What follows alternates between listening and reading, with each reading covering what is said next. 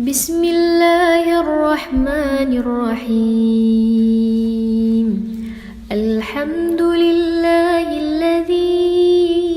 أنزل على عبده الكتاب ولم يجعل له عوجا قيما لينذر بأسا شديدا من لدنه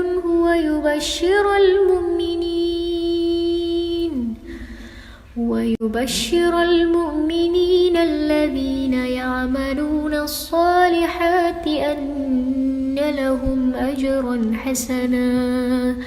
ماكثين فيه أبدا وينذر الذين قالوا